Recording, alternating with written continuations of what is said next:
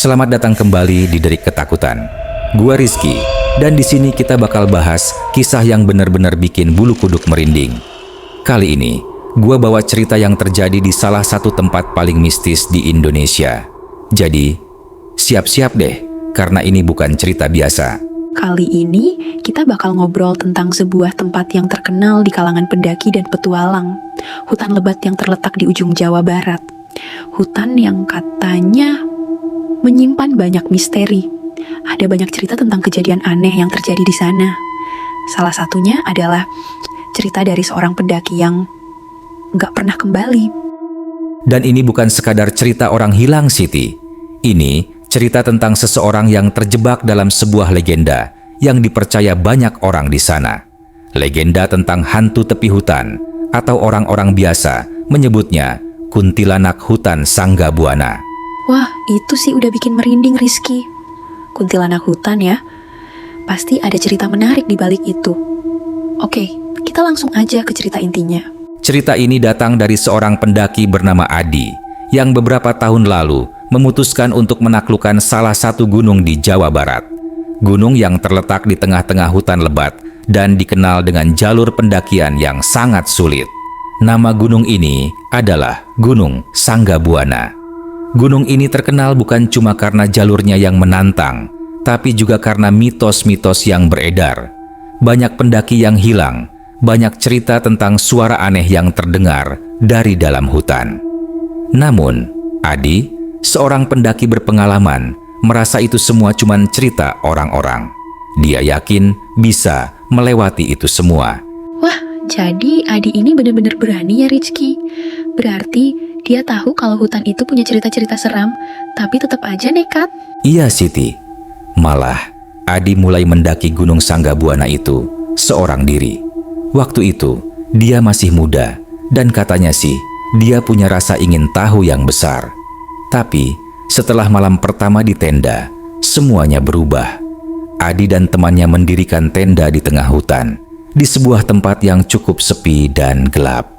Malam itu, mereka menikmati suasana hutan yang sunyi sambil berbincang-bincang tentang pengalaman mereka mendaki gunung. Semua terlihat normal sampai sekitar pukul 2 pagi.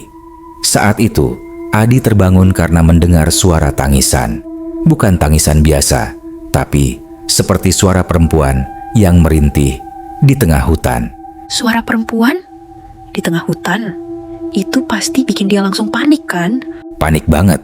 Adi langsung terbangun dan berusaha tenang. Suara itu semakin jelas. Tangisan itu seperti datang dari sebuah tempat yang dekat. Awalnya dia kira itu suara temannya yang mungkin lagi terbangun. Tapi saat dia nengok, temannya itu masih tidur dengan nyenyak. Adi penasaran dan akhirnya dia memutuskan untuk keluar dari tenda, mencoba mencari sumber suara tersebut. Dan saat itulah dia melihat sosok putih berdiri di antara pepohonan.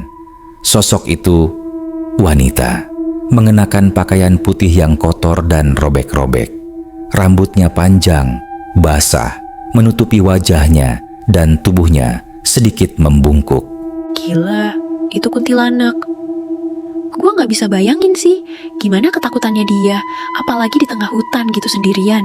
Itu dia yang mengerikan, Siti. Sosok itu, meskipun tampak seperti kuntilanak, bukan hanya menakutkan, tapi sosok itu bergerak perlahan, memutar tubuhnya, dan menghadap Adi dengan wajah yang kosong. Wajah yang hanya terlihat dari rambut panjang yang terurai. Adi, dengan jantung yang berdegup kencang, bisa merasakan hawa dingin yang sangat kuat, seolah-olah dia benar-benar dihadapkan pada kematian. Tapi yang lebih mengerikan adalah sosok itu mulai bergerak menuju Adi, melayang, perlahan namun pasti. Ketika sosok itu mendekat, Adi merasa seperti ada sesuatu yang mengikat tubuhnya, membuatnya tak bisa bergerak. Matanya mulai berat dan dia merasa pusing, seperti ada sesuatu yang menguasai pikirannya. Tunggu, Rizky. Lu bilang sosok itu mulai mendekat. Berarti si Adi udah nggak bisa kabur? Itu kayak ada yang mengendalikan dia?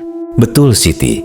Saat sosok itu hampir sampai di depan Adi, tiba-tiba dia merasakan tubuhnya seperti dibekukan sosok itu mulai membuka mulutnya yang sangat lebar, dan dari mulutnya keluar suara yang bukan hanya suara tangisan, tapi suara seperti bisikan. Bisikan yang mengatakan, "Kenapa kamu datang ke sini? Kenapa kamu mengganggu tempat ini?" Adi berusaha berteriak, tapi suaranya terhalang oleh rasa takut yang luar biasa. Ketika sosok itu semakin mendekat, Adi merasa pikirannya mulai kacau dan dia hampir pingsan. Tapi saat itulah dia mendengar suara langkah kaki cepat di belakangnya. Ternyata itu adalah temannya yang terbangun dan berlari ke arah Adi. Begitu temannya menyentuh bahunya, sosok itu langsung menghilang dalam sekejap, seperti menguap ke dalam kegelapan hutan. Apa? Tiba-tiba hilang gitu aja. Gila, itu sih. Gak bisa dijelaskan dengan logika sama sekali. Terus, setelah itu Adi sama temennya gimana, Rizky? Adi sama temennya langsung kabur, Siti. Mereka nggak berani ngelanjutin perjalanan. Saat mereka keluar dari hutan, mereka nggak pernah berani balik lagi ke sana. Namun, yang anehnya, beberapa bulan setelah kejadian itu, Adi mulai sering sakit-sakitan. Dia sering mimpi buruk, selalu terbangun dengan keringat dingin, dan kadang bisa dengar suara yang sama, suara bisikan itu. Akhirnya, setelah beberapa minggu, Adi pun mengalami hal yang lebih buruk. Dia mulai mendengar suara itu di sekitar rumahnya. Suara bisikan yang menuntut dia untuk kembali ke hutan. Dan yang lebih parahnya lagi, beberapa bulan setelah kejadian itu, Adi menghilang. Tidak ada yang tahu kemana dia pergi. Beberapa orang percaya bahwa Adi sudah dipanggil oleh kuntilanak hutan, dan sampai sekarang tidak ada yang berani mendaki Gunung Sanggabuana sendirian.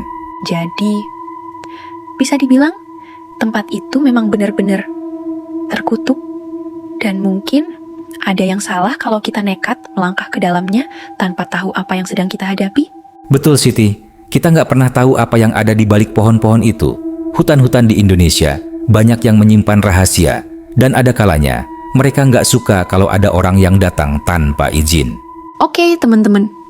Itu dia cerita horor yang kali ini kita bahas. Semoga nggak ada yang berani coba-coba hiking sendirian ke hutan ya.